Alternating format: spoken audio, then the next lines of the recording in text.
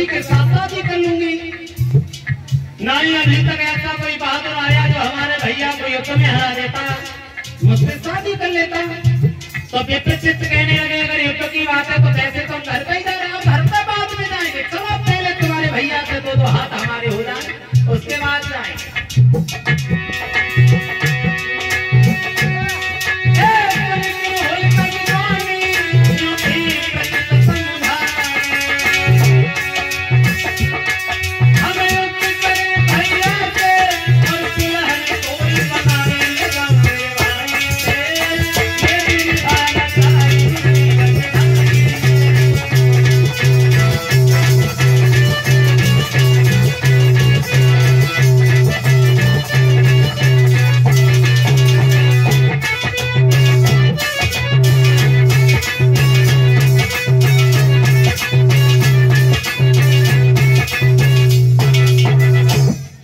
युद्ध की बात है, चलो हम चल रहे हैं तुम्हारे में, पहले हम युद्ध करेंगे बाद में तुमसे शादी करेंगे। अगर जीत जाएंगे तो तुम्हें साथ लेकर के जाएंगे, हार गए तो चुपचाप निकल जाएंगे। होलिका ने मां काली की पूजा की, दोनों लोग घर पे आए। जब घर पे आए तो हिरण्याकश्यप ने पूछ लिया क्यों बहन तुम्हारे साथ नौजवान कौन है? देख लो तो यार। होलिका ने परिचय दिया, भैया ये पातालपुरी के रहने वाले धुर्वांस हैं जिन्हें विप्रचित्त भी कहते हैं। इन्होंने मेरी शादी के बारे में मुझसे सवाल किया तो मैंने सारी शर्तें बता दी। अब ये तुमसे युद्ध करना चाहते हैं और मेरे साथ शादी करना चाहते हैं। हिरण्याकश्यप कहने लगा कोई बात नहीं, अगर तुम्हें हमारी बहन की शर्त मंजूर है तो युद्ध करने को तैयार हो जाओ। युद्ध होने लगा, सूर्योदय होते युद्ध प्रारंभ हो जाता है, सूर्यास्त होने पर युद्ध विराम हो जाता है।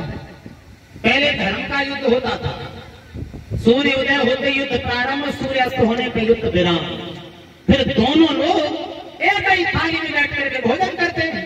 क्यों? क्योंकि हिरण्याकश्यप को यह अभिमान था जब हमने देवताओं के राजा इंद्र को हरा दिया, ये कौन से खेत की मूली जब चाहेंगे तब हरा देंगे, लेकिन अगर ये हमसे युद्ध में हार गए तो ये सोचेंगे में बढ़िया भोजन नहीं मिला, इसलिए दोनों लोग शाम को एक ही थाली में बैठ करके भोजन करते हैं। जब संध्या हो जाती है तो दोनों लोग अस्त्र शस्त्रों को रख देते, फिर कोई बहादुर हथियार नहीं उठाता। अब आजकल जैसी दशा नहीं होती पहले। अगर आजकल काऊ से काऊ को झगड़ा हो जाए तो दिन में मौका न लगे फिर भी संध्या सवेरे को तकता है कि कब खेतन बने करे तब इन्हें ले ले। पहले ऐसा नहीं था, सूर्योदय होते ही युद्ध प्रारंभ और सूर्यास्त होने पे युद्ध विराम। वर्षों तक संग्राम चला, वर्षों तक जब संग्राम चला है तो एक दिन विप्रचित्त ने हिरण्याकश्यप को युद्ध में हरा दिया, नीचे दबा लिया और गधा लेकर के उनके ऊपर प्रहार करने लगे, मारने लगे। तो होलिका सामने आ गई, मेरे भैया को नहीं मारा। अब हमने समझ लिया तुमने मेरे भैया को युद्ध में हराया है, मैं शादी करने के लिए तैयार हूं, लेकिन मेरे भैया को जान से नहीं मारो, क्योंकि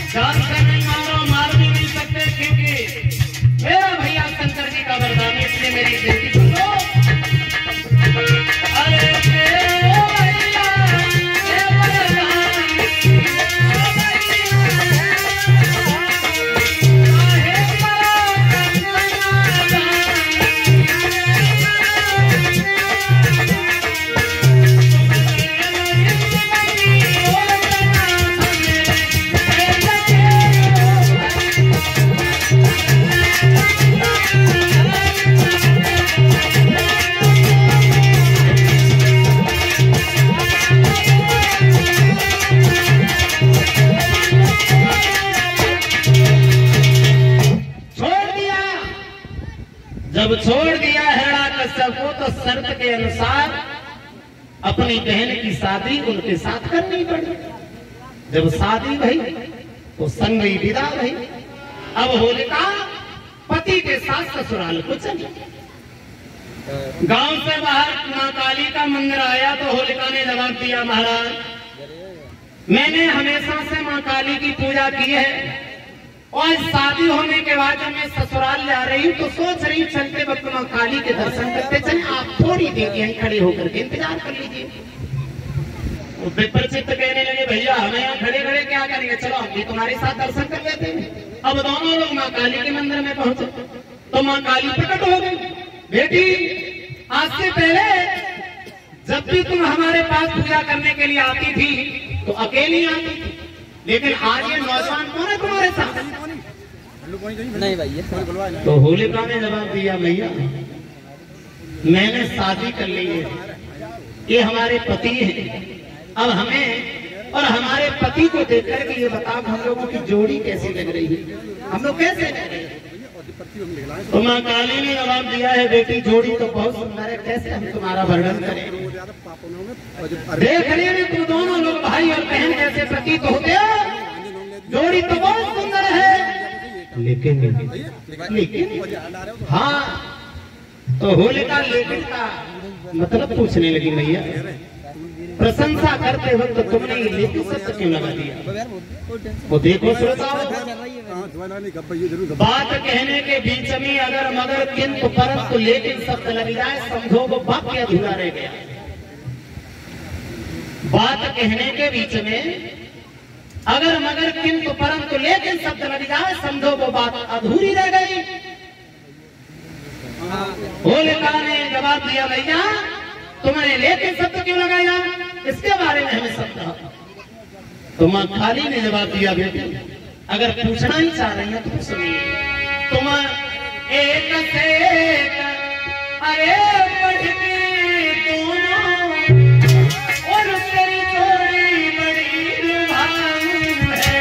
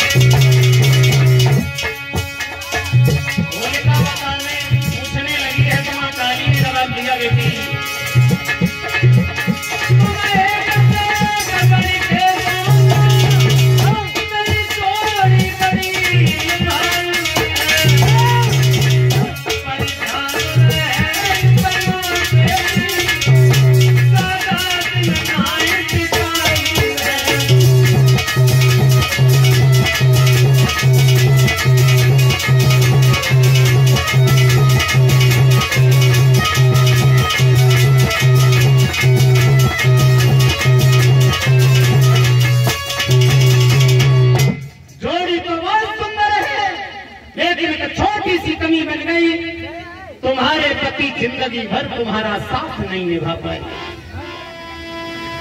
वो कुछ दिनों के बाद तुम्हें और इस संसार को छोड़ करके सदा सदा के लिए तुमसे जुदा हो जाएगी। तो होलिका रोने लगी, मैया प्रशंसा करते वक्त तुमने जो लेकिन शब्द लगाया उसका मतलब यह निकला कि मेरे पति जिंदगी भर मेरा साथ नहीं निभाएंगे। और अगर तुम्हारी कही बात सच है तो मैं सर पटक पटक करके तुम्हारे सामने आत्महत्या कर लूंगी, लेकिन ससुराल नहीं जाऊंगी। तो मां काली ने समझाया, बेटी लिखे हुए विधि विधान को कौन मिट सकता है, मगर जो तुम रो रही हो तो तुम्हारा कर्ज हमसे देखा नहीं जाता। तुम्हें हम एक शीतला चीर दे रहे, उस चीर में कुछ तासीर है वो भी हम तुम्हें बताई देते हैं।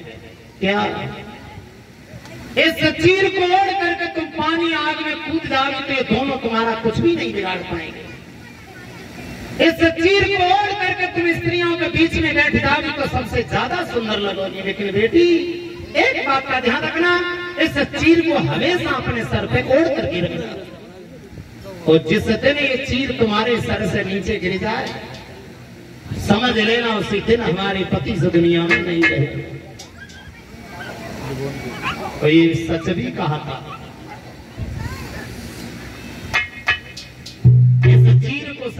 अपने सर पे उड़ करके रखना। जिस दिन ये चीर तुम्हारे सर से नीचे गिर जाए, समझ लेना उसी दिन तुम्हारे पति इस दुनिया में नहीं रहे। तो ये बात भी सच है श्रोता हो। वैसे एक विद्वान तो ये कहते हैं जो विवाहिता माताएं बहनें होती है ना, हमेशा उनका सर ढका हुआ होना चाहिए, जिससे पति की आयु लंबी होती है। अब तो फैशन ही कैसी बनी गई है। टॉर्च बढ़ाए दो यार, क्या करता हो?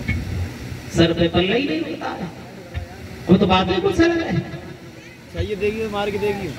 शीतला चीर दिया, कहा बेटी चीर को हमेशा सर पे ओढ़ करके रखना, और अपने आप जिस दिन चीर तुम्हारे सर से नीचे गिर जाए, समझ लेना उसी दिन पति तुम्हारे हाथों से छूटेगा। बड़े बड़े क्यों रही? अब होलिका ससुराल में चली जाती है। हमेशा माँ काली की कही बात ध्यान में रखती है, ये शीतला चीर हमारे सर से नीचे न गिर जाए।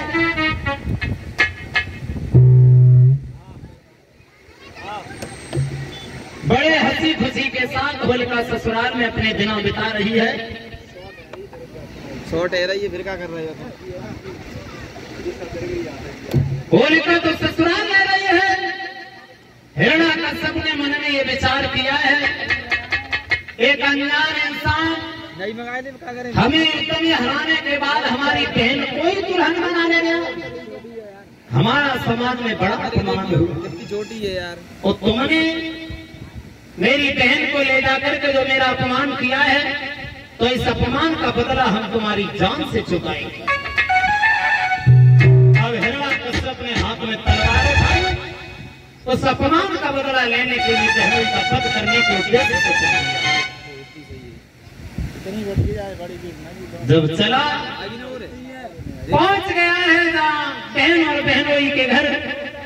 आधी रात का वक्त है, होलिका पति के साथ सो रही है, लेकिन शीतला चीर सर से नीचे गिरा हुआ है। होलिका को नहीं खबर वो चीर सर पे है या नीचे। तलवार लेकर के पहुंची। होलिका पति संग सोबत है,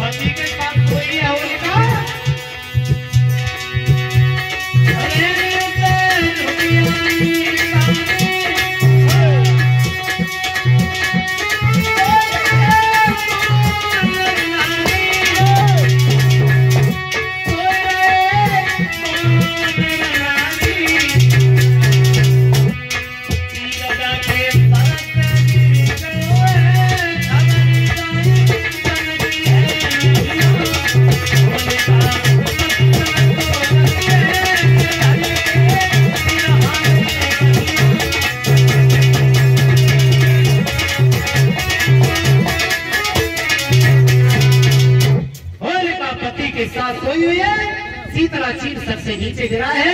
हिरण्याकश्यप तलवार लेकर के पहुंच गए।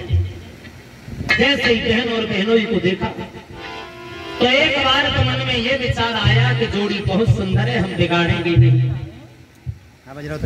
जोड़ दो, जाओ पानी बना ली। अच्छा पानी